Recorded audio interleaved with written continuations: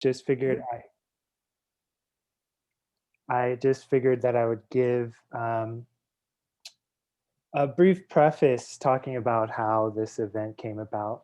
And so a little bit of background. So I guess it was last month actually when I happened to be watching TV, watching Al Jazeera, the news station, and an episode of the stream came on, and this episode was about the rise in anti-Asian violence in the US. And I'd heard about the issue, I'd read about the issue, but for me, hearing from the activists and actually seeing some of the images of what's been going on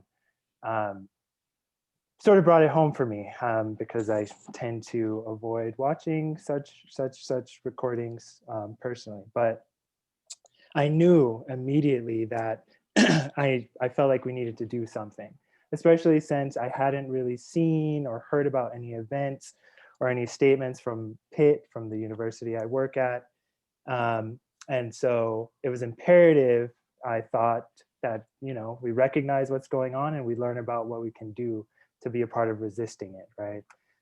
And I immediately thought of Christina Hong, who you'll all meet in a moment, a graduate student in the Department of Sociology who I've been working closely with since I arrived at Pitt a few years ago. And literally moments later, minutes later, Christina Hong appeared across my TV screen as one of the stream takes public comments, and she had recorded a video comment.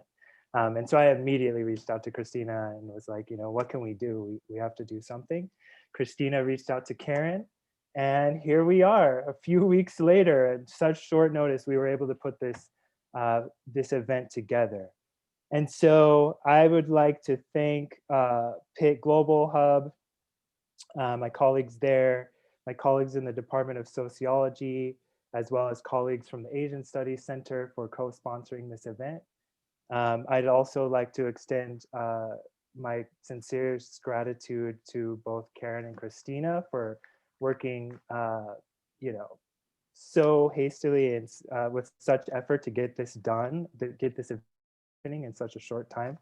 And then I'd also like to thank, of course, our panelists and to everyone else here for taking the time to be with us today. I look forward to our conversation. With that, I will turn it over to Karen to introduce our panelists. Thank you, Dr. Murphy, and thanks everyone for being here. Especially thank you, Christina, for inviting me to co-sponsor this very important discussion. So I am really honored to introduce our panelists today. We have Randy Duque, who is the Acting Executive Director of the Philadelphia Commission on Human Relations. Since December 2020, Randy has served as the Interim Director of Philadelphia's official civil rights agency. Prior to that role, he was the Deputy Director in charge of the Community Relations Division of the PCHR, where he focused on building community partnerships and resolving neighborhood tensions.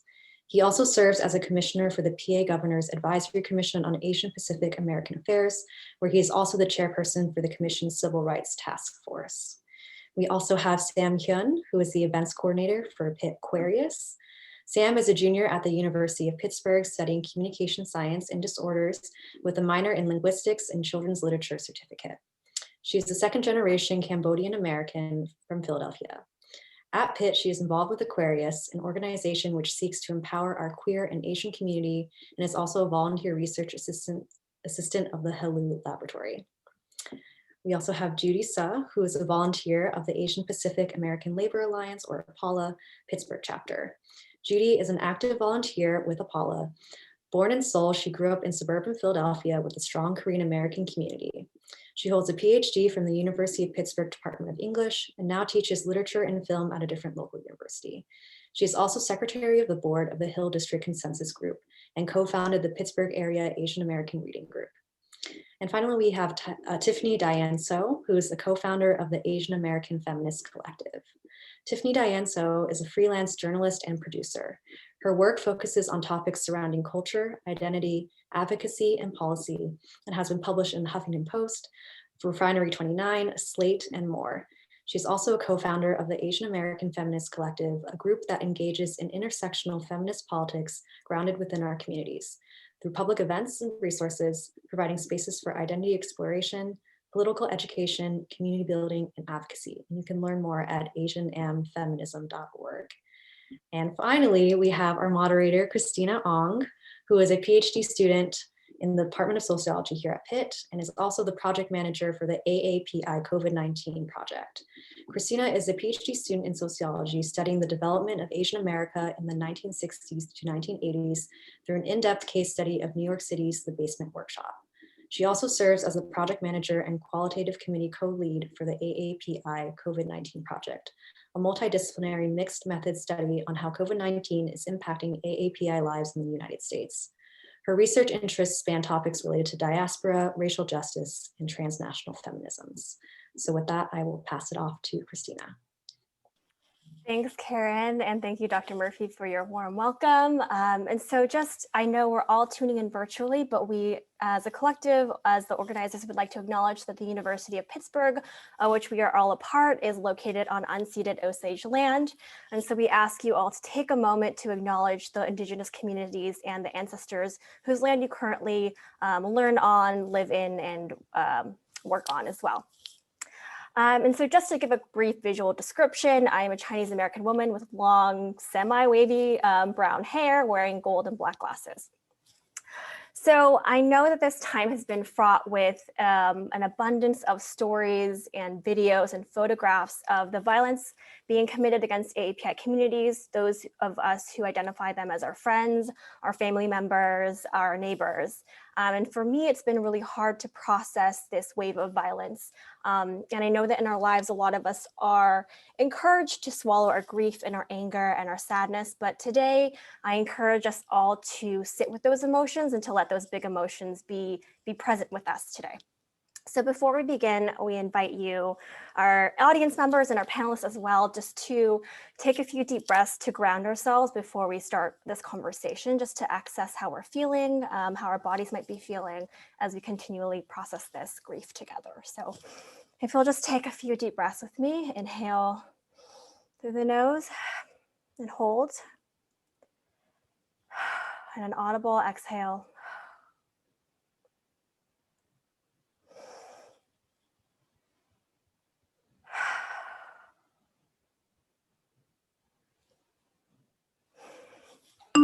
Thank you all. So to begin our conversation, and as we all know, it's the reason we're here today, that COVID-19 has brought about this rise in anti-Asian hate violence and hate rhetoric. At the same time, we know as researchers and as community members that the US has a very long history of anti-Asian rhetoric, as we are seen as perpetual foreigners, as ever vulnerable to discrimination and exclusion and violence. So I want to open up the first question to our panelists. How are you making sense of this violence in your own lives and in your work? So I'll start with Tiffany. Hi, yes. Thanks, Christina, by the way, for inviting me to be here and for those deep breaths.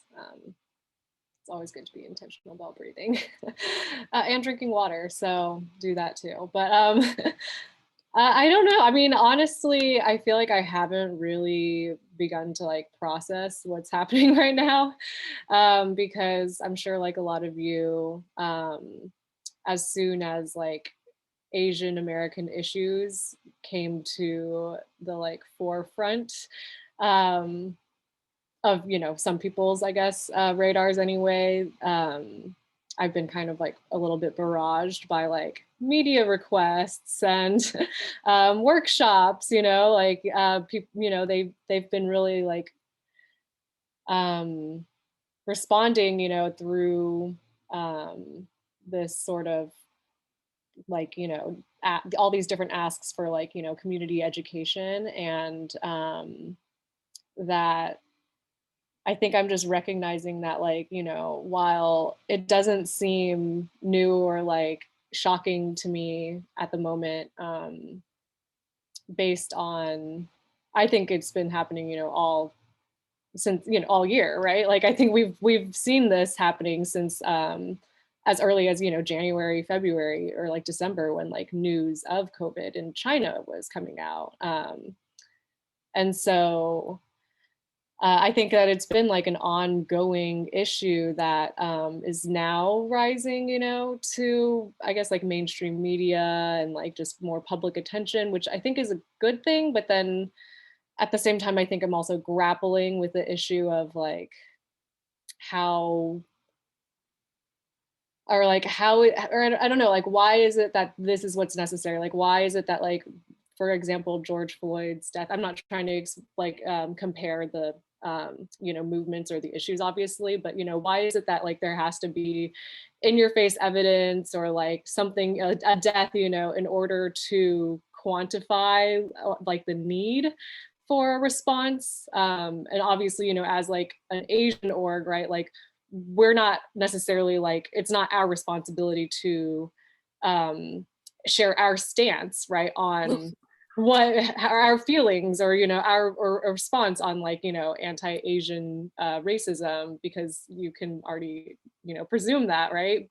But that we're constantly still being asked to respond to these same questions, where it's like I don't know. I think that I've just kind of dove into like doing the community response, and like I think also kind of taking like a stance of like, or not a stance, but just a position of like needing to like do more public education, and like, I've just been like going into like these workshops and being like, okay, I'm just gonna kind of talk about like the history, and yeah, I don't know, maybe that's just me also not wanting to like process it in an emotional way and just being like, let me historicize it for you. So I guess that's how I'm kind of handling it. But yeah, I mean, I'll pass the mic though, because I feel like I've been going on for a while. Thanks, Tiffany. Yeah, I feel very similarly. One of my friends actually asked, are you going to be okay moderating a panel about violence, about your communities? And I was like, I think so. I haven't even processed that it's like my community. Like I haven't really processed that. So I want to open it up to our other panelists as well. Randy, would you like to speak to this question? Sure. I guess like you and Tiffany, first of all, thank you for having me here, and good evening, everyone. But yeah, I think I'm in sort of the same boat. Like, I've been working on the issue of like anti-Asian bias, hate and bias in the city and also the state for over a year now. Like specifically, along with other protected categories that we do here in the city, Philadelphia. So to hear this recent rise in anti-Asian violence, it's particularly disturbing, but also not surprising. What surprises me, or what I'm trying to figure out, is why now? Like there, like prior to the world shutting down, my office was actually monitoring sort of the chatter of what was going on, both within the Asian communities, particularly the Chinese communities here in Philadelphia, and as well as just other Asian communities in terms of getting a temperature of what we need to do to essentially prepare for. And we we had done a few things to sort of be able to address, or at least try to let people know in the community that there are ways to address anti-Asian hate and bias. But I'll get into that a little later. So, but for me, in terms of answering your question, it's maddening, to see the violence, and the first thing I always think about is like, like a few years back, several years back, there was things like games of like the knockout game or something like that. I wonder if it's like related to something like that, where there's some trend of like making it a game, a sport, to attack an Asian elder, mostly in most of these cases, or whatever the reason is. Just wanton violence against another human for no particular reason at all, which most of these cases appear to be. It's disgusting, and it's a shame that like for spotlight on the Asian communities in general, take place, it has to be about violence. It couldn't be about celebrating our diversity, or, you know, just, again, like sort of echoing that statement of like being, however you want to put it, silent minority, etc., all that stuff. But or, you know, the perpetual immigrant narrative and all those. I do hope that, you know, that sooner than later we can get past all this, to a point where, you know, where we don't have to have these type of forums, where people know how to respond to hate, but also that the hate's not taking place. Thanks, Randy. Yeah, I want to turn, I know since you're located in Philly, I want to turn a little bit to Pittsburgh, since that's where our university is located. So Judy, you've been in Pittsburgh for a long time, and even though you were raised in Philly, actually, can you speak a little bit about your work in Pittsburgh and how you're making sense of this increased violence? Yeah, I mean, unfortunately, it's nothing new, right? I think part of all of our reactions are like a certain kind of fatigue is coming through, because although it's been highly visible, right, in the last year, these patterns are nothing new. They're a part of American history. They're a part of the American system of racism that we're all very familiar with, right? So, I mean, in Pittsburgh, I can say, just speaking from my own personal experience, been mugged twice, been stalked twice, had my apartment broken into, the only one in my building. I'm a frequent pedestrian, so I have racial slurs, phrases hurled at me, like on the average, probably 2 to 3 times a year. On top of this, you know, in 2020, APALA Pittsburgh has been doing so much work just on the ground, trying to get people registered for the census, getting out the vote, you know, providing aid or facilitating aid for people who didn't receive stimulus checks, trying to get people who are over 65 registered to get the COVID-19 vaccine. On top of this, advocacy for family immigration, speaking up against new public charge rules that were proposed by the Trump administration, you know, just name it. We've been really, really busy. So this, you know, combined with the fact that this stuff isn't exactly new, it just seemed like one more thing that just seemed like so obvious. Why is it necessary to say this is wrong, right? We're grieving, we sympathize with the victims and the survivors of this violence. But we felt this as a necessity to speak up about it, to address it, and to also build solidarity with other communities of color and organizers of color, because this is a moment when the system that we've been living with for so long is in full divide and rule mode, and we need to fight against that. Thanks, Judy. And a little later on, we're going to talk explicitly about these solidarities that are currently being built and have been being built for generations. But before we do that, I want to bring in Sam as our resident undergrad representative, just because I think it's so important that we understand the mental, emotional toll that this violence is taking on our students, in particular at Pitt, because we do have a large number of international students, but also Asian American students as well, who are underrepresented in perspectives about students. So Sam, would you like to speak to this question? Yeah, thank you again for having me and creating this space for us. Yeah, coming from a college student perspective, I'm also from Philly, and now I'm obviously in Pittsburgh. I actually feel a little bit like almost detached from this whole thing. And I don't even know if that's like an environmental thing, just because like Pittsburgh, in my comparison to Philly, isn't as diverse, right? So I'm not seeing all these people that I like really grow up with, or like seeing people who look like me. And so when all this like violence, and I think Tiffany mentioned it earlier about how just like graphic it is and how much we can consume it, it's really just like heartbreaking, because, you know, in Asian culture, we're like really community oriented, and most of the crime that has been happening has been occurring to like the older generation. And so when I see that, it's almost like it's like my own grandmother or grandfather, and it's kind of just like heartbreaking in that sense. And then trying to make sense of it's pretty overwhelming, just because I feel, I mean, I think Michael also mentioned it earlier, like, I don't know if Pitt even put out a statement yet, right? And so looking into like higher education, like where in that field, where am I supported? So one, emotionally I'm not even, but also just like academically, where does that lead us to? And so we kind of just have to rely on our own community. But then if I take the step back and think about the greater Pittsburgh, like, oh, well, where is that community, right? Just in terms of like population, and that can just be like a location thing. But I think that's really, but yeah, just like grappling with it, and then having experiences like these where I can like really talk about it and just like hear what other people are thinking. But I think this panelist event right now is like probably one of the first times I'm really digging deep and like getting into it. And so I can probably say for my other Asian American and Asian peers at Pitt, they're probably having those same experiences too, where we haven't really had the space to like air out our thoughts yet and really just like discuss these things emotionally and just to make sure like everyone's okay.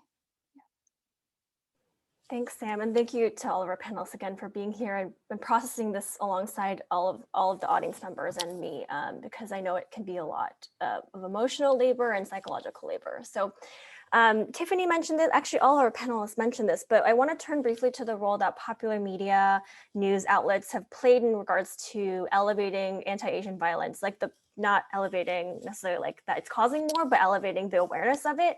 And in a lot of ways, people of Asian descent are racialized through our invisibility. So for example, invisible labor of Asian workers in clothing factories, the invisibility of the existence that there's a diversity within the AAPI label, that there's over 50 ethnic groups represented, over 40 languages spoken within this broader label. And when generally in the US, Asian means East Asian, or that's what people think about. So I want to ask how you all think the rise in this media publicity and attention impacts the ways that the violence against APIs are being treated in the public sphere. And I know Judy wanted to speak to this point, so if you would like to open up. Thanks, Christina. So I think part of this invisibility needs to be seen in relation to hypervisibility as well, right? So, I mean, we are invisible, we're not counted in exactly the ways that you're speaking about, but we've always been hypervisible as scapegoats, right? Since the 19th century, as carriers of disease, as inscrutable moral deviants, right? Carriers of these two things especially. So this kind of hypervisibility has been instrumental in the history of anti-Asian lynchings, purges, violent exclusion, right, in times of economic and political crises. So this is part of the system. And as long as the system's in place, our safety and our place as AAPIs in this country is at best heavily conditional and it's precarious. So, I think part of the pattern that we're seeing is, like in March, I remember even like so-called progressive mainstream media outlets such as the New York Times were using photos of APIs in Flushing, Chinatown when they were reporting on the first known cases in the New York metro area, which were actually from Iran and Western Europe, right? So this kind of hypervisibility has been kind of built in from the beginning of the reporting on the pandemic. And, I think also as people of Asian descent, we've also been hypervisible as suffering bodies in the history of American media, right? Such as in like American war photography and film. And ostensibly, this is to humanize us. But as we know, it's often, this kind of imagery has often been used to justify American war and conquest in Asia. So it can also have the opposite effect, right? Which is to put us in a place that's beyond the pale of human experience. And so it's really important to include narrative and images of victims of hate crimes in portraiture and everyday life, when reporting on those crimes. And I also think it's really important to see the broader context of anti-Black racism in some of the imagery that's been circulating, from hate crimes that have been happening in Oakland, because these images, a lot of people are taking as the most important information to come out of these images as like feeding their preconceived ideas about Black people in the United States. So we need to be aware of that context as well.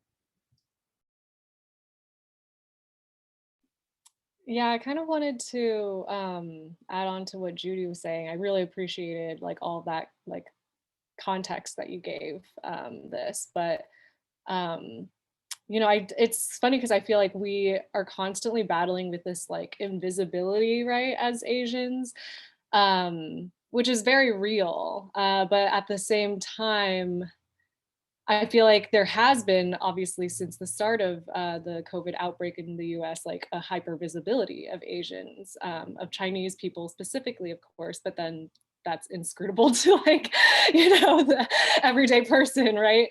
And that I personally, you know, I kind of wondered, and this, I don't know if I should be speculating, but I did wonder if this like newer wave, right, that came after the, you know, violence at the Capitol, came after, you know, the inauguration of Biden, and that executive order, you know, to like stop, you know, Asian or anti-Asian racism or whatever, which was, you know, very interesting because in it, you know, in that executive order, he like says all these like contributions that like Asian Americans have like made as, you know, a reason, right, to stop hating us. And I felt like, you know, really codified, right, the like model minority myth into into this executive order and into, you know, right, like this, I don't know, like mainstream narrative about Asians, which is, right, still like painting us as like pretty monolithic. And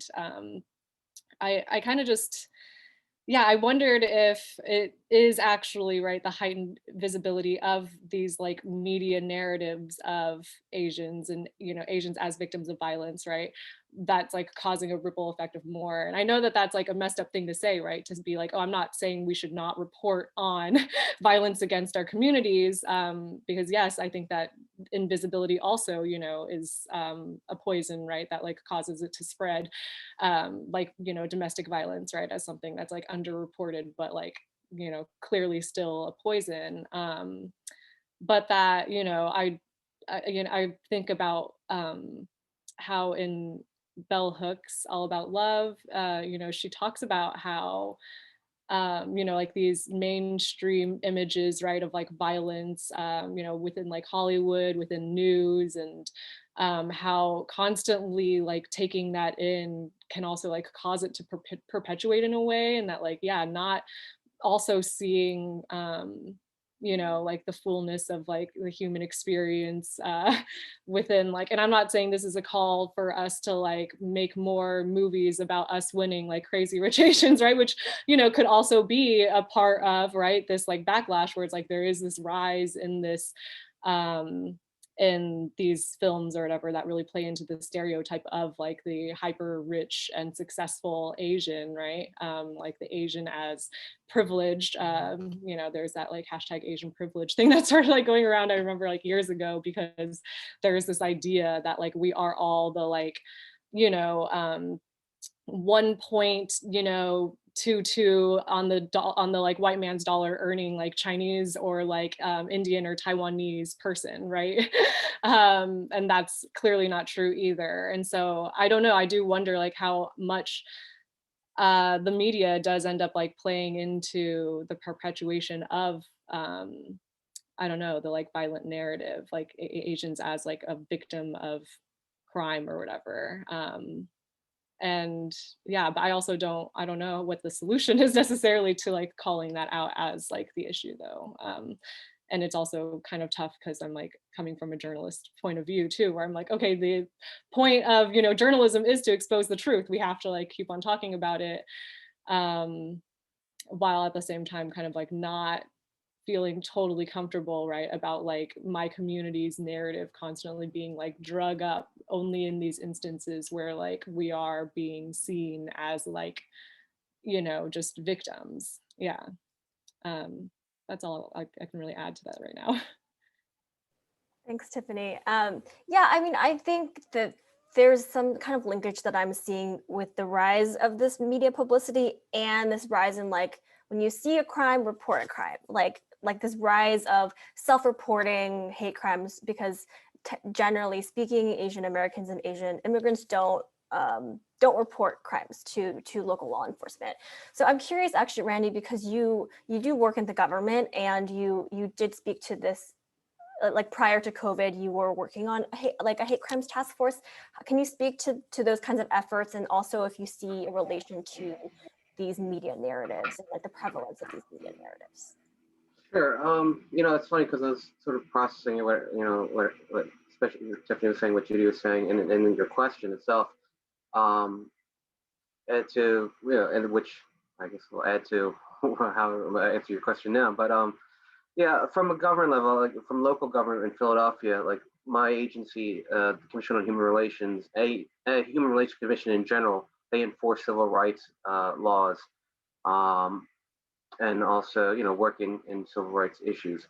So my agency in particular, we convene an interagency civil rights task force and actually a civil rights rapid response team, which is like key community partners in various offices that we are fortunate to have that work with different affinity groups as well as law enforcement and then community organizations to respond to hate as it occurs in various forms in the city. Statewide, working for the Governor's Commission on Asian Pacific American Affairs, I've formed a specific task force, or reforming a specific task force to address API hate as it occurs too. So just expanding the network. With that said, like when we prior to COVID, like what we found and what we discussed, especially with law enforcement, was those concerns, like how Asians traditionally don't report, how they, for whatever reason or other, whether it's a language barrier, just not trusting law enforcement, etc. There's a variety of reasons. So we were trying to put together ways to engage the community so people get to, basically see the law enforcement for who they like, people as like regular people that just get to know. Then COVID hit, so we had to retool and start doing things virtually, and then the uptick in anti-Asian bias and hate started occurring. I like to try to include hate and bias because from a law enforcement standpoint, they're very particular what hate crime is versus bias instance. So I like to try to use both those words to encompass all that we're experiencing. So I think from being called a name to outright violence against an Asian, we're tracking that. So working with our city partners, we've developed like how to report hate. I see that and we had that translate in various languages, and then started doing a lot of panels similar to this, with people from law enforcement, from the federal level to local, to state, and then like I said, attorneys who could speak about the laws and ethnic intimidation, etc. Really to get people to understand what their rights are and what their protections are, and to encourage people to report. One of the we also understood that there are community organizations with particular groups, ethnic groups that are trusted leaders, and we wanted to also inform them so they have the knowledge, they have the tools, so they can speak to their community as trusted and partners.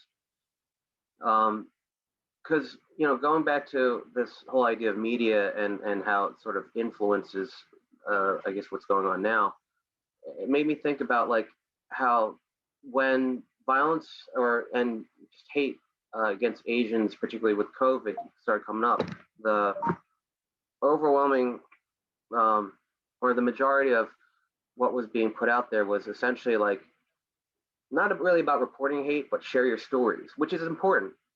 But it really didn't lead to much action. And it was kind of frustrating because people would stop AAPIHate.org is great. It's collecting stories and it gives us awareness, but it really didn't lead to much action beyond like what media does. Just like, here's a problem, but like there's nothing else behind it.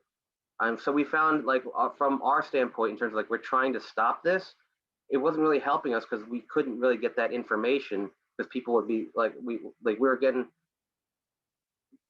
getting reports to us, to people like who could at least try to do something. Because the idea is like, if we know about it, we as in like government, like we know about it, we can sort of reallocate, resources in a way to address the situation. So like locally, we found success where, again, Asian elders, particularly with one Southeast Asian community, were being attacked, robbed in a certain area. By knowing this pattern that we're seeing of different reports, the police were able to, essentially make an arrest because they knew where it was happening. They could see a pattern, and they basically followed this pattern to make arrests. The other thing too is like, by having something like agencies like and groups or partnerships like this, it could keep the seriousness to the forefront on like law enforcement side or other partners who wouldn't really be thinking about, like, for example, anti-Asian hate.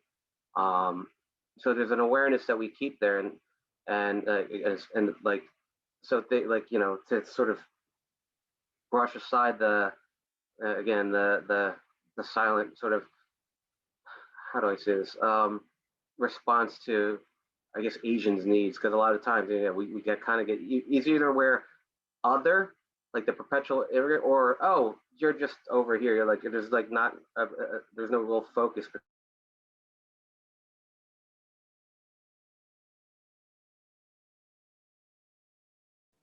Oh, I think Randy is frozen, at least on my end. Is that the case for other folks too?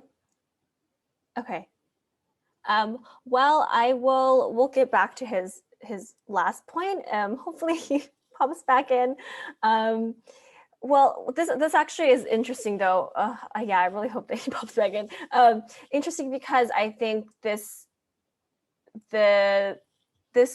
falls into a question I had for a little later, but this idea of like, well, now we know that there's this rise in hate violence and like things that are actually like criminal actions. Like, what do we do now? Like, what are the solutions to ensuring that these crimes don't happen again, right? So I want to open this up first to Tiffany, and I know, Sam, you haven't talked in the last question, so if you have anything to add, please definitely do so.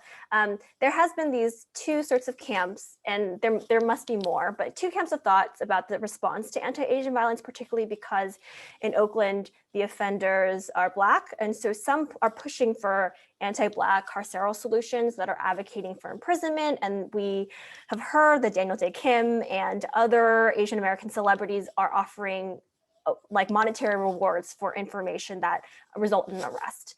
While others in the AAPI community are advocating for either restorative or transformative justice solutions.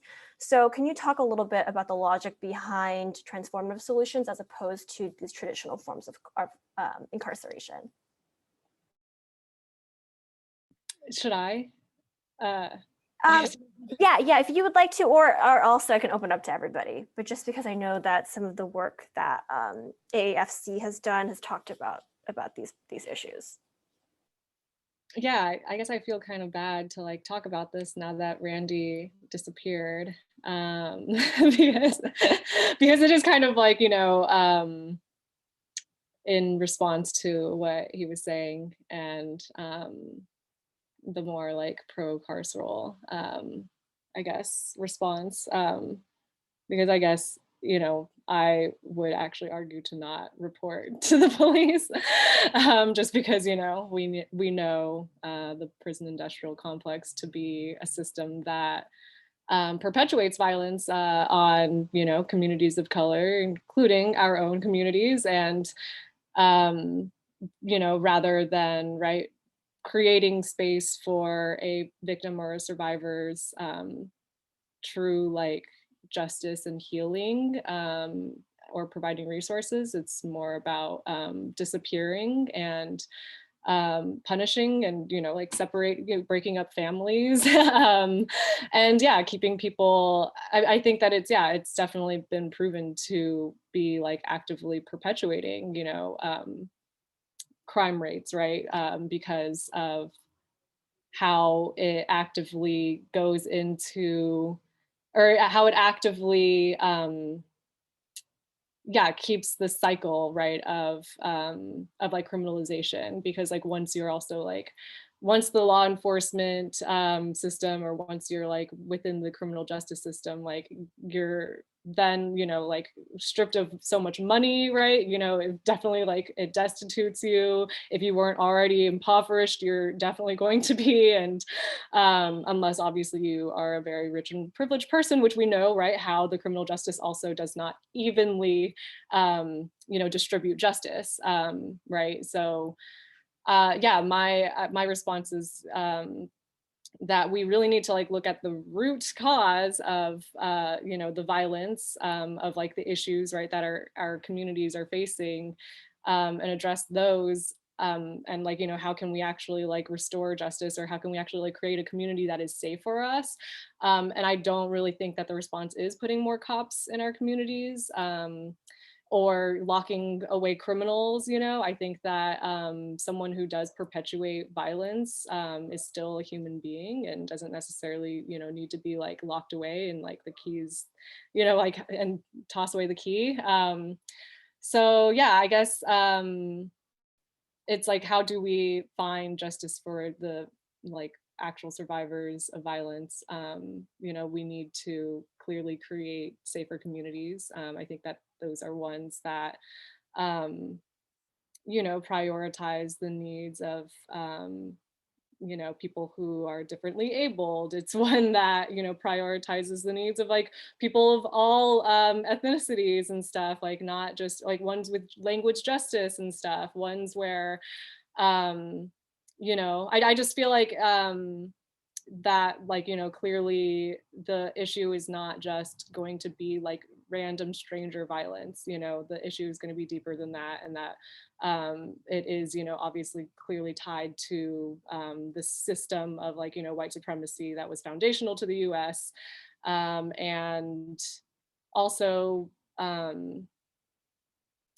you know, I guess, yeah, and that one that's also rooted, right, in like capitalism, right, where it's like, if the resources are scarce, you know, in a neighborhood of color, and, you know, let's say like a different community, an outsider comes in and like buys up property, right? Like, you know, that is because that is, you know, us like, you know, actually like taking that slice of pie that they have left. And I guess I'm trying to like, yeah, just sort of say that, like, you know, if we provide more resources for everyone, right, if like poverty goes down, if like scarcity goes down, then like there won't be as many acts of violence, right, because people won't be seeing Asians as like the people who are coming in and like stealing the jobs, right? Like that was what made us, right, the scapegoats during like the Chinese immigration ban or whatever in 1882, or like the Page Act, right, where they didn't want Asians to like also then like create families, so they banned all the women as like immoral and like, you know, prostitutes.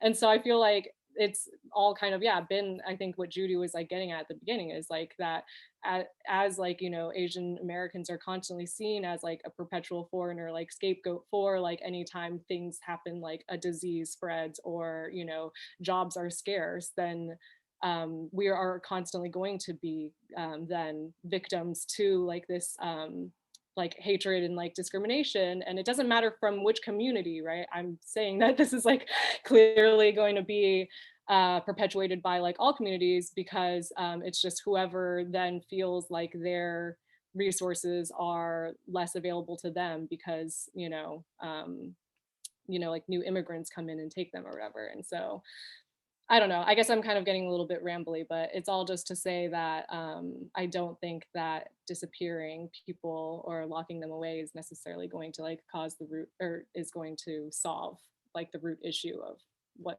we're experiencing here. And I know that I feel like sometimes, you know, these like conversations around abolition can sometimes feel like a little bit unsatisfying to people, because they want to hear what like the direct, you know, response is going to be, like how, what are you going to like provide then that is like an alternative right now. And that's it can be unsatisfying, right, to say like, oh no, I'm sorry, I'm not going to, you know, take an eye for an eye, I'm not going to like, you know, harm this person because they harmed you. And that, you know, ultimately, right, like the ways that we also do work through conflict in life are not ever going to be that straightforward. You know, it's always going to be a process, and that it takes communication, and it takes like, you know, everyone kind of weighing in. And yeah, that I don't know. I guess that's to say sorry for having an unsatisfying answer. But at the same time, you know, I do think that it just goes to show like the importance though of community and right, like, you know, because we have seen mutual aid and like, you know, community organizations, you know, especially Asian led ones that have come in and you know, offered some sort of alternatives, whether that's like volunteers that deliver, you know, meals to elders, or you know, Safe Walks NYC, right, offering to like, you know, walk Asian elders and like, you know, Asian enclaves and stuff. That, you know, those like real important ways that I think we help each other out, and like stay connected, right, even through a pandemic. And I think that it goes to show, right, that this kind of like violence has been like perpetuating so much when we are like more apart, right? And that it is very important for us to kind of just like continue to like work together to come up with solutions and alternatives. And there are alternatives, you know, like we see that people are willing to, right, come in and like step up and offer help whenever you know, other communities are suffering. And I think that I have been seeing a lot of cross-racial like solidarity, as opposed to, I would say, some like, you know, narratives, right, that have been like perpetuating on social media would suggest. So yeah, I don't know. I think it's just kind of like looking to like bolstering community and how can we continue to build stronger, safer communities, you know, without bringing in a bunch of guns. Yeah. Thanks, Tiffany, for that really thorough answer. And now Randy's back. Hi, Randy. Hopefully, you might have caught the tail end of Tiffany's answer, which was talking about a little bit about restorative or transformative justice solutions versus carceral solutions and reporting to law enforcement. Which I don't know if you have a response, if you were able to catch some of her. Yeah, well, I caught the tail end. I apologize for that. Somehow I just lost internet completely, so I switched to my phone. Yeah, no, I think like prior to working for the city, like I spent about over 10 years doing work in juvenile justice and restorative justice. So I understand the importance and need of that. And certainly like that's important. But but again, like my whole point is that, like, you know, it's important to not just, you know, create the knowledge, and like it's important for people to know about what's going on, but then if there's nothing behind it, like no way of actually addressing the hate, that becomes an issue. Like, so like obviously when a crime occurs, like it's, you know, it needs to be addressed. Like now, whether what type of crime, it, you know, it depends. You could go to restorative route. Unfortunately, not many states really you do it beyond juvenile justice. I know like in some, like Denver uses like a probation model, but like it's limited in terms of restorative, like within those aspects. On a community level, you know, part of it is like, you know, having forums like this to inform people of, you know, what, you know, how they can address, you know, hate when it occurs. You know, basically, I guess my whole point is like, it, like with anything, there's not just one way or another. It's gotta be a spectrum of ways to, and options for people to sort of address their concerns, you know. So that's kind of like where I guess where I'm coming from.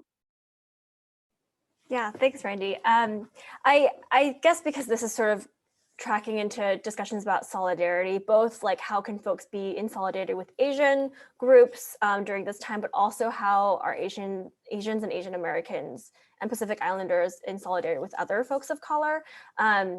Because I have been seeing on social media a lot of campaigns expressing solidarity. So Judy, in particular, because you are Pittsburgh based and with APALA, Pittsburgh, how do you think non-Asian folks can be in solidarity with Asian Americans and Pacific Islanders during this time? And then if you want to speak to how we are can also be in solidarity with other folks of color, that would be great too. Yeah, just to like briefly speak to what Randy and Tiffany were just speaking about too. I mean, as far as I know, there have been like 2 broad-based sort of anti-carceral solutions or proposals, right? A lot of our elected officials who are AAPI have suggested more data collection. And then there have been all sorts of like neighborhood sort of safety, public safety, like improvised groups, neighborhood watches and so forth, right, that have popped up. And, you know, I mean, both of these seem like really good initiatives, although we know that, and this speaks to what Randy was just saying too, we know that data like proving a problem doesn't necessarily translate into meaningful action ever, right? Or any kind of systemic reform. Jeremiah Ellis of the Minneapolis City Council, by the way, calls this the woe is you problem. Like there's so much energy that goes into data collection and analysis, and then people are like, that's it, that's what we're gonna do, is have this data, right? So it's like not necessarily gonna lead to any meaningful action. I think as far as the neighborhood watches go, they seem wonderful. And I think they're, you know, building solidarity. I think that might be like the greatest outcome that comes out of this, because they're not sustainable. Like how long can these unfunded sort of neighborhood watches really be sustained? So I do think, you know, speaking to what Tiffany was just saying at the end as well, it's extremely important that we imagine public safety, right, together as AAPIs, right? And we need to organize amongst ourselves, but also with other groups. And when we know, for instance, after the LA riots in 1992 in Los Angeles, like Korean Americans knew that having more police, having more frequent police watches is not going to solve anything, right? As far as violence against APIs. So there have been, you know, for many decades now, a lot of work on the ground, neighborhood associations, right, that have grown up, that are multiracial, that have imagined public safety anew, right? So I think this kind of, you know, digging back into API history to see how we have worked alongside other groups of color who the police never benefit, right? The police are, the whole structure is designed to protect private property and white private property on top of that, right? So, you know, digging into our history and seeing where we have kind of come up with really good, effective solutions, right, to work against these systems. API labor organizing history, the fight for Black and ethnic studies in higher education, right? Like on the municipal and local level, anti-segregation efforts. There's tons of proof about multiracial coalitions, like working against segregated swimming pools, right, from the 1960s on. Locally on the ground, like multiracial coalitions that work against housing inequality and gentrification. These are all models for us in thinking about how we can think and dialogue and figure out public safety, right, on a whole different plane. Wow, Judy, I love that. As a historical sociologist, I think that we never look to history to teach us about what we can do for our current like contemporary problems enough. So that helps me at least like try and figure out how to situate potential solutions for my own community in Pittsburgh, and I'm currently in California right now.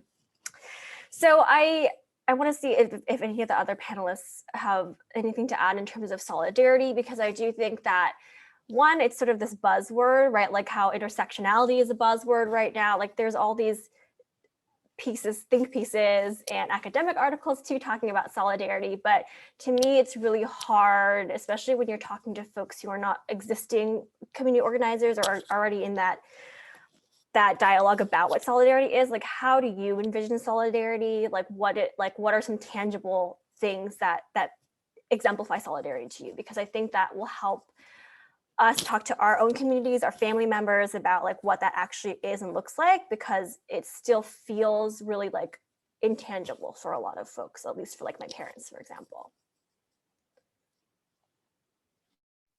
Yeah, if I could like speak to that, coming from the undergrad and like, I guess younger adult perspective, I think you mentioned your parents, and I think the first step, using my parents as an example, but also just in general, just like education, right? Like, why are there these two camps about the way that we should be going about these things? Is because people just don't know like how bad they are and like why they don't work. I just lost my train of thought, but Christina, could you remind me again? Yeah, completely yeah. I blanked. guess like, what are some tangible examples that you have about solidarity? Like if you wanted to express to somebody, like, how could that person be in solidarity with me as an Asian American who's experiencing like heightened psychological trauma, all these things during this time? Like, what is something that like exemplifies that to you? Yeah. You totally just brought it back to me, but yeah, solidarity. So I feel like a lot of things there's like not much you could do wrong, but like when you know it's wrong, it's wrong. And so I guess one of them is like, don't be performative about it.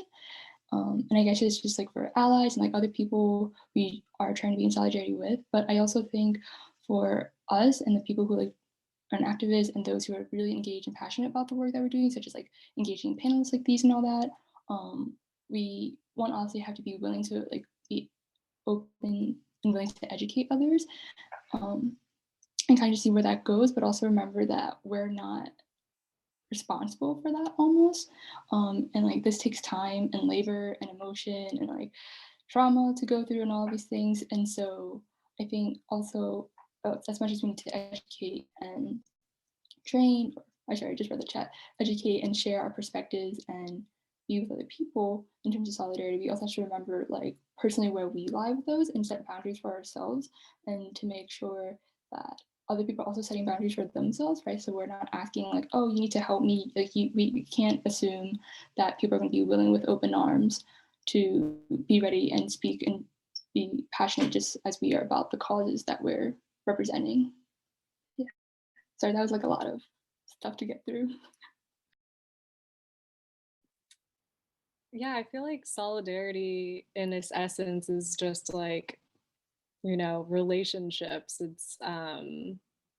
It's showing up a lot of the times, at least in my personal experience, you know, not only right showing up for causes that impact you personally or your specific identity or community, and also, you know, taking that time to, you know, educate yourself, as San was saying, as you know, or all of y'all have really been saying, you know, it's like really taking the time to like also educate yourself on like issues that have impacted both of your communities, you know, like seeing how you can organize across difference, but then also, you know, take into account like the similarities in the ways that we are also impacted by the same systems of oppression.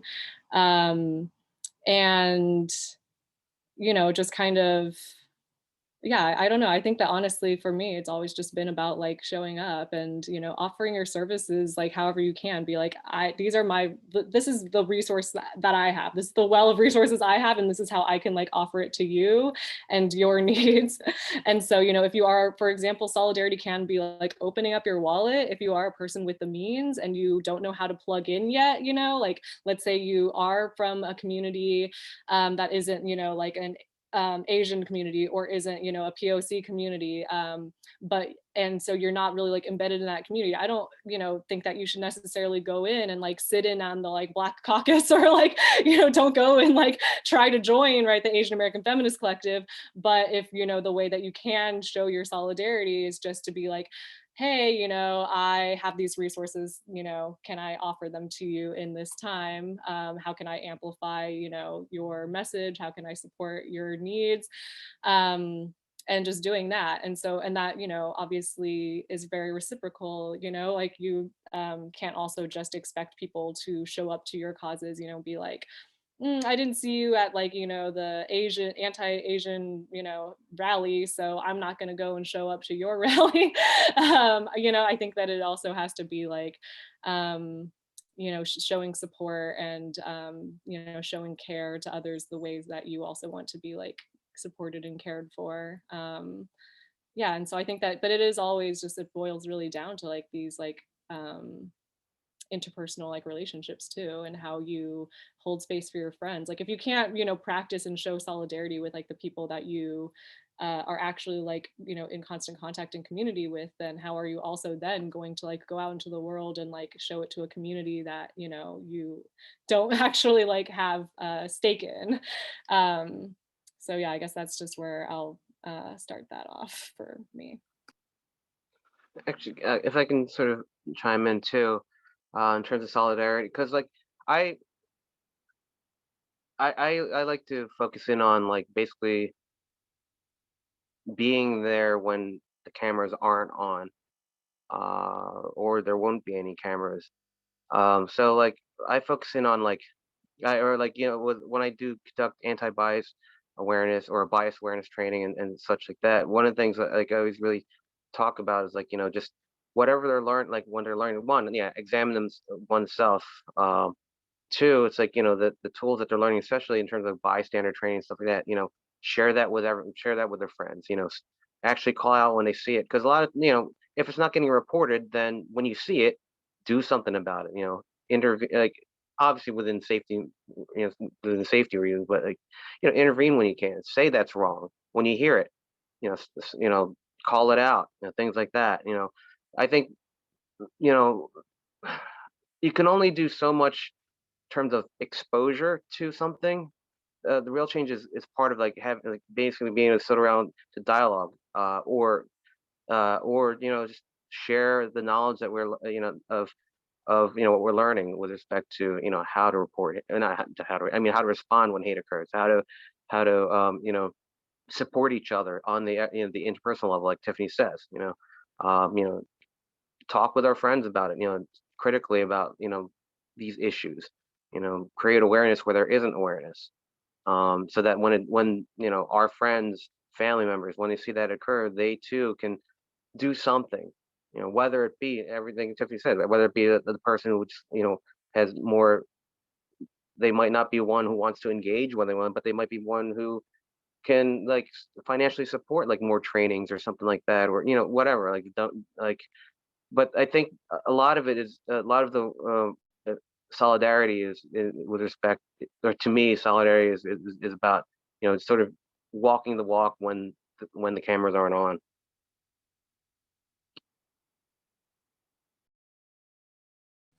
Thanks, Randy and Tiffany. Yeah, Judy, you wanted to chime in?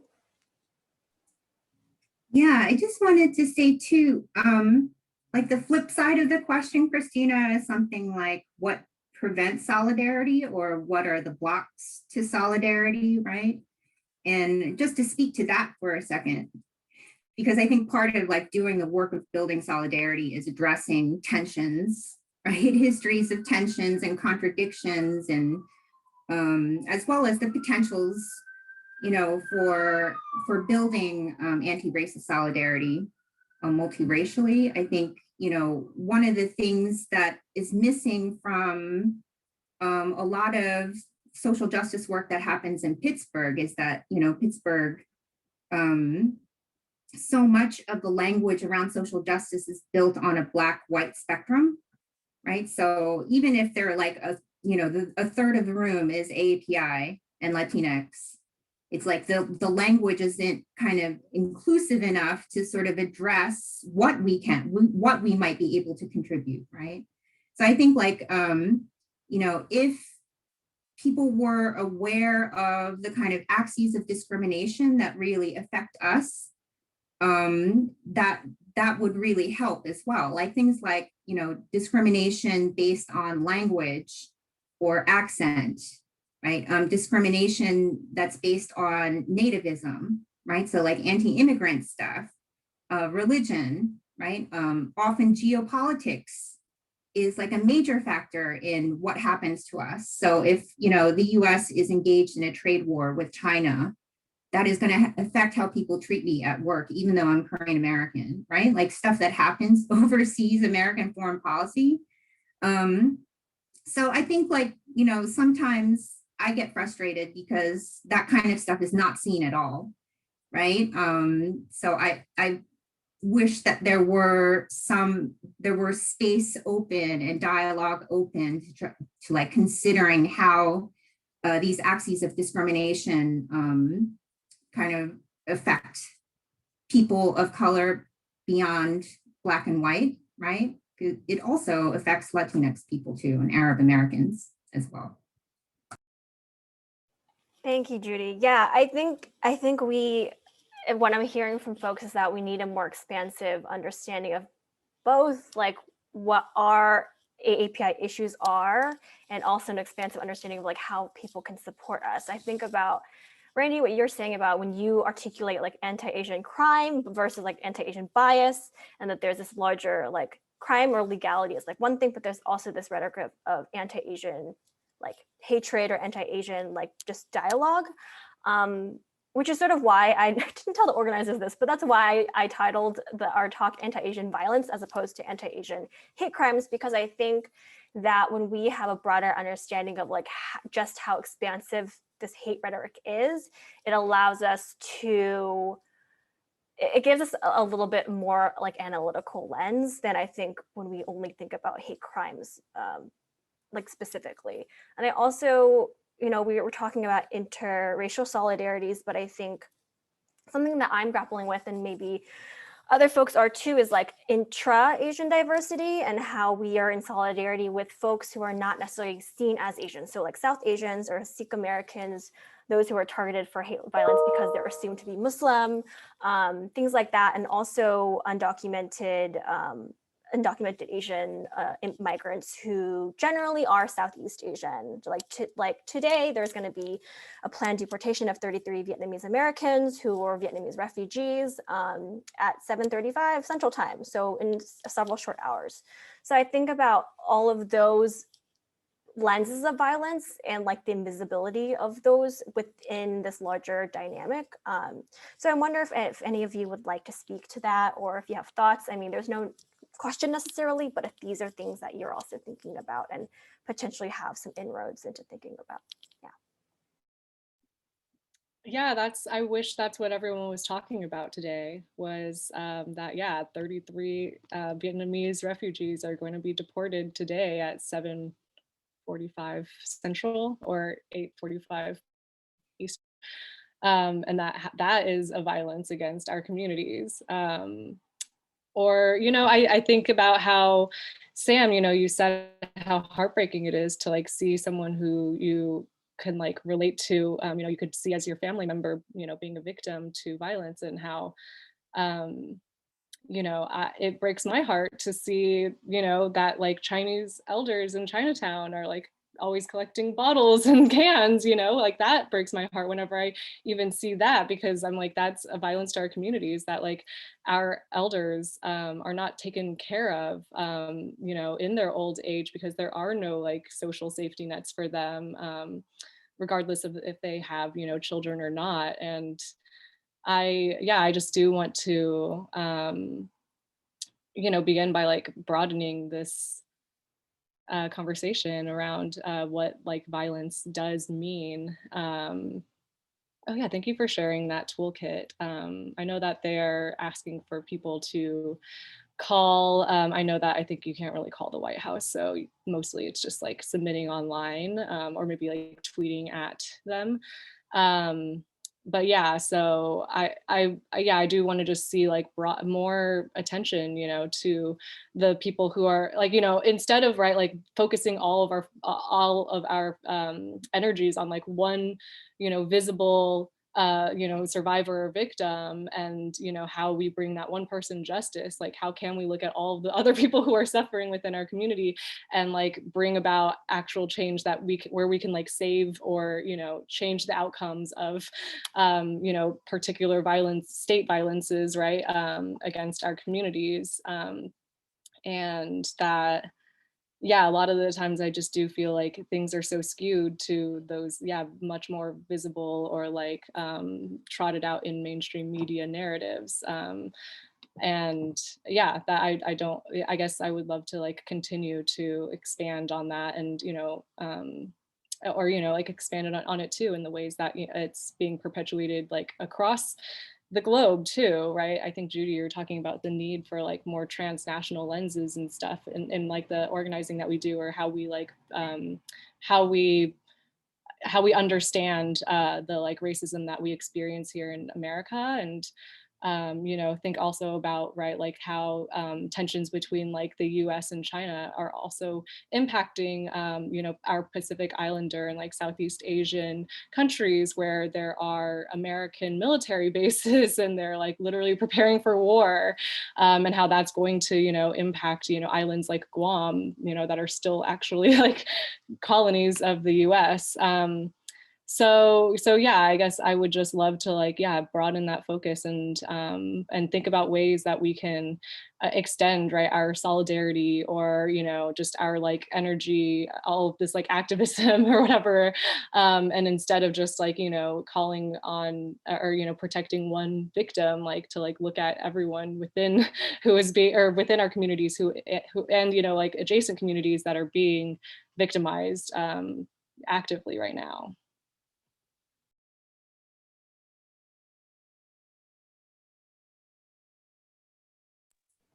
Yeah, I agree with that, Tiffany, at like 100%. I think organizing is most effective when we center on those most impacted by whatever problem we're trying to tackle, right? So, I mean, you know, AAPIs have a lot of work to do in trying to, you know, create and acknowledge that there are so many factors that like create discrimination between ourselves, between our own ethnic groups, right? So, I mean, those need to be tackled. And I think, you know, one thing that can kind of keep our path going forward is making sure that we're aware of who is most impacted in our communities by anti-Asian racism. It's the undocumented, right? It's refugees. And if we look at, you know, if we're being honest, there are lots of hierarchies within API communities, right, that we need to address immediately. On top of that, like anti-Latinx, anti-Black racism as well, right? Just before we close, just because we do have some audience questions, I wanted to see if Sam or Randy have any last minute thoughts, either on that question or just something you'd like to leave our audience with before we go into Q&A. It's funny, that question is made me really think a lot, because, you know, you opened up like other things such as issues within you know, the intra aspect of API communities, and made me reflect on one way on just, yeah, there is a lot of, because even with among our ethnic groups, like you know, subconsciously, like, you know, like, you know, we'll have, we either lump like we tend to think of, yeah, it's the East Asian experience, and then forget about the Southeast Asian experience, or, you know, or like yeah, or the Southeast Asian experience. It's like these different experiences that we kind of misunderstand each other. And it saddens me, because I always think about like personal stories. Like, I remember this time I was sitting in a Filipino restaurant, and Filipino mother was, I guess, the first time she brought her kid in there, and, you know, the kid says, "Oh, what's this food taste like?" She says, like, it tastes like Chinese food. I'm like, that's not, no, that's, you know, like this sort of misunderstanding, and don't even know how to like articulate our own ethnic groups. Conversely, I remember on the sort of the sort of solidarity, or just, you know, working across and creating awareness across um, race, across ethnicity on an interpersonal level. My mom always shares a story with me that I'll never forget. She said, like, when she first came here, not too long after she first came to this country, she was walking in the park, and this white teenager, she said, about, like, you know, passed by, and he says to her, like, "Hi, Chinese," and she says, "Hi, you know, black person or whatever she said exactly, but he's like, he stops, turns around and says to her, like, I'm not black. And she's like, I'm not Chinese. I wonder if stories like that, like, sort of affected, people, and not just stories, incidents like that would just affect that, like, that child's perspective moving forward in his life, that he no longer looks at an Asian person and thinks Chinese, or and actually thinks that there are differences. Yeah, it's funny just listen to everyone's conversations. It's made me become more reflective in terms of like these stories that we've been sharing and we're having, and like what else we need to do. But I'll stop there. Thanks, Randy, for sharing. I think a lot of our parents, I don't want to assume, but my mom also has those kinds of stories from when she first immigrated as well. Sam, is there anything that you'd like to add before we open up to Q&A? I think everyone said and shared really good thoughts, and looking at the time, I think like you can always just incorporate more into the Q&A, but yeah, just to keep everyone on time. I know everyone has things to do and online Zoom fatigue. Thanks, Sam. So the first question is from Michelle, and Michelle, if you'd like to vocalize your question, you can unmute yourself and do so right now.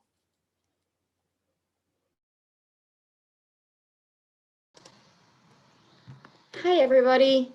I'm Michelle Beckenbaugh. I am with the Penn State Police Department. I'm the coordinator for the community-oriented policing unit there. And right now we're really trying to connect with a lot of our community on our campuses. We have 22 campuses across the Commonwealth.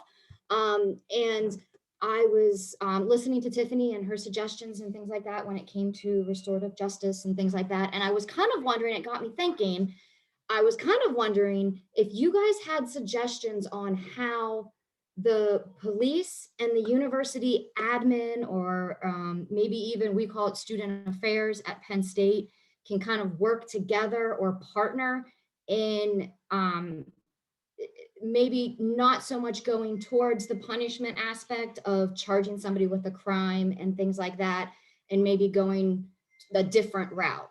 And if you had kind of suggestions on a topic like that, of, that maybe we could take back and kind of talk about more or implement, or, get some more suggestions and things like that. So it would still be reporting to police, but at the same time, working with that student or that individual on, like Tiffany had said, maybe why did they do something? What was the cause behind it or the reason behind what they did? Thanks, Michelle. Yeah, if any of the panelists would like to take that question first. I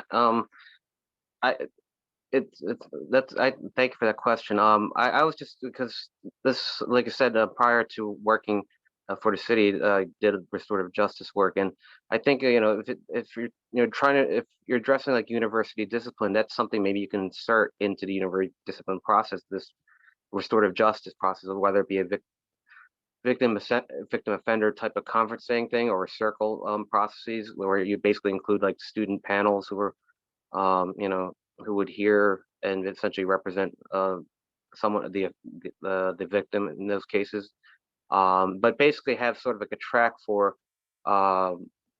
non a track to allow for essentially dialogue process. Restorative justice is about addressing who was harmed, and like basically addressing how to make things right to the greatest extent possible, and understanding the offender as part of the community. So once you take a person through an adversarial process, like expulsion or what have you, that's kind of like offense against the university as opposed to offense against another student. So having that framework, and maybe like if you have resources for restorative justice, educating maybe admin team, like in disciplinary team, to come up with a track, a program in restorative justice to address these issues.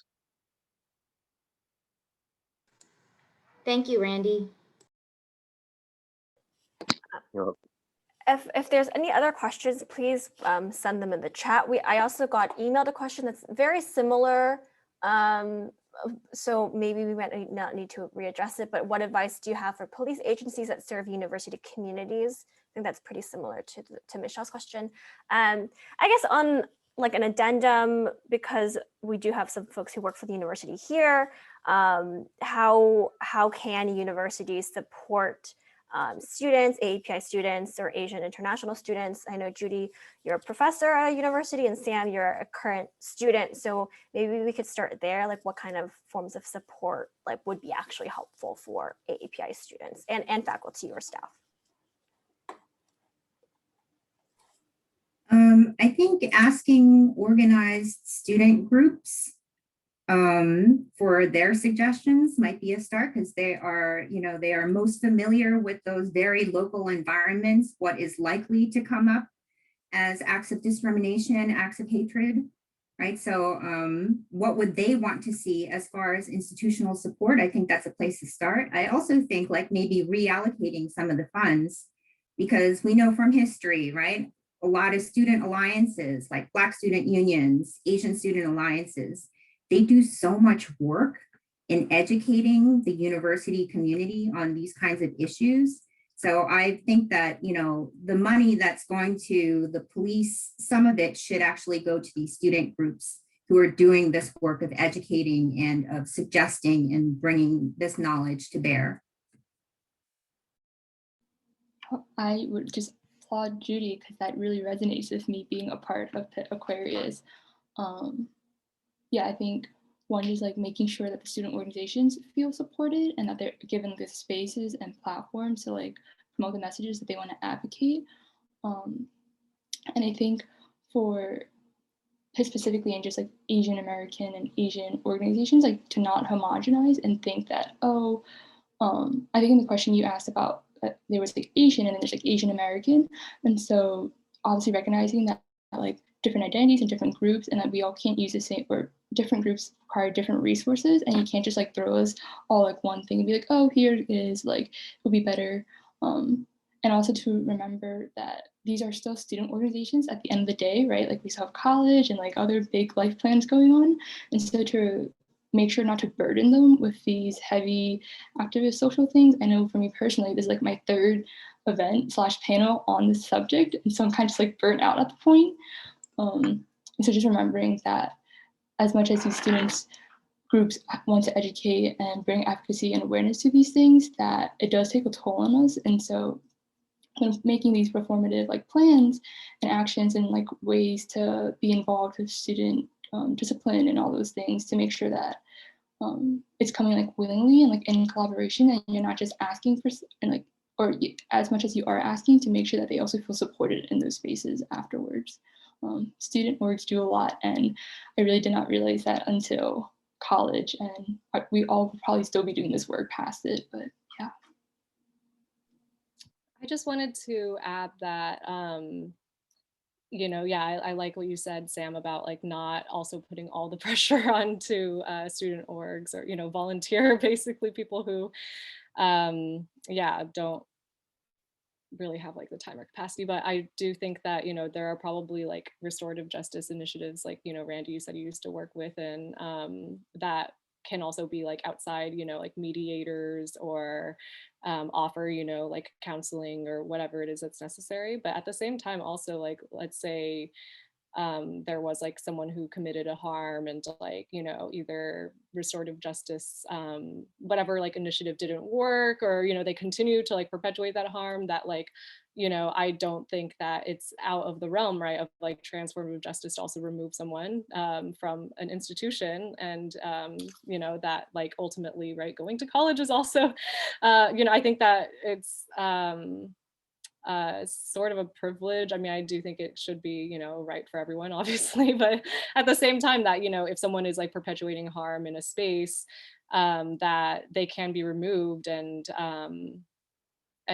in a way that isn't to like, disappear them. Like they don't have to be at that university, and that, I don't know, that right, like I just like think about what happened in, I don't know, was that like 2011 or 12 with Brock Turner, and 2012, 13, I don't remember, but yeah, with Brock Turner, and where it's like, okay, well, I'm not saying that, you know, the criminal justice system should behave in a way, right, that like is always letting people off the hook, like Brock Turner, right? That like, you know, is that what restorative justice looks like? No, it's not. You know, restorative justice does not look like that, and that didn't bring about justice, right, for the survivor. And but that, you know, something that, you know, should have happened, right, was that he shouldn't have been able to just kind of like continue to, I don't know, like skate through life. I don't know. Yeah, I guess it's just to say that, like, I think that, you know, sometimes removing someone from a space, or like, you know, removing certain things, right? Like if a person, like, you know, if there's someone who is like a racist and has like a lot of power in their high, you know, in a high position at a job, like, you know, firing them isn't necessarily like a carceral thing, you know. Firing them can sometimes be like actually protecting your employees and like the people that they're going to potentially like, you know, be in community with and can, you know, cause harm to. Oh, thank you all. There are so many more questions I have for everyone, but I do want to honor and value everyone's time. As Sam said, we all have some Zoom fatigue.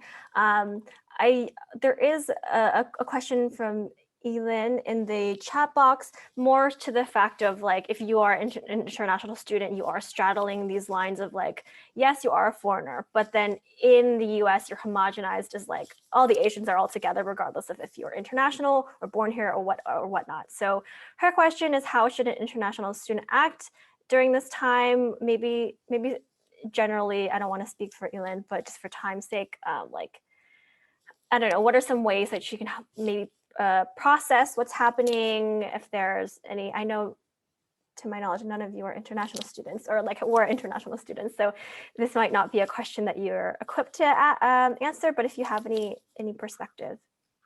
Well, I actually lived in Korea for a bit, so I kind of felt that sort of perspective in a weird, different way. But I mean, I like a lot of us, for the most part, hopefully, anyway, a lot of people will experience more like the bias acts, the microaggressions, stuff like that. I think, you know, for an international student, it's like, don't stop being an international student. You know, I guess for lack of a better term, like it's like, you know, don't let the fear take control. Best for any university student, especially if you're abroad, get involved with the various organizations that are available to you. You know, and you know, if there are the trainings for students, like, you know, or forums such as this, you know, get exposed to them, just so, like, you know, you're building a network of understanding of your own community, your own university community, so that when things are, you know, go wrong, or, you know, hopefully that won't happen, but you know who to talk to, you know who to call, you know who the counselors are, or what's available to you for assistance. If I could, in our last minute, add on to that, and again, coming from the undergrad perspective, I think, well, hopefully, that I hope you have spaces that you can feel comfortable enough to engage and interact with other people and talk about these things. But secondly, also just remember that, again, you're still just a student, right? And so, and obviously it's really awesome that you attended an event like this. And at least for me, as the only undergrad here, I was like very overwhelmed by all the good things that all the other panelists had to say, but realized that just do what you can in your scope of things and make sure you're also just feeling supported and comfortable in those spaces. I think as college students, we're kind of seeing these like expendable, like always social justice warriors, and we're like expected to do like XYZ. But I guess just remember that, yeah, you have like your own limits and you process things in different ways. And obviously there's a lot of good resources and advice going around in today's conversation, but that doesn't encompass all of it. And it also doesn't stop there either. I don't know if that gave any advice to that, but yeah. Great. Well, we are at time. Thank you so much to the folks who sent in questions. Thank you to our panelists and my fellow co-organizers. We really appreciate you all being here and being in conversation with us today. Hope you have a great rest of your week. If there are any questions, you can feel free to reach out to the co-organizers about the event. We did record this event and we will post it on our, I hadn't asked, but I suppose on our department page, Dr. Murphy, and the Global Hub, Karen, but we'll send out an email to our registrants just in case you want to refer back. So thank you so much. Have a good rest of your day. Thank you, everyone. Bye.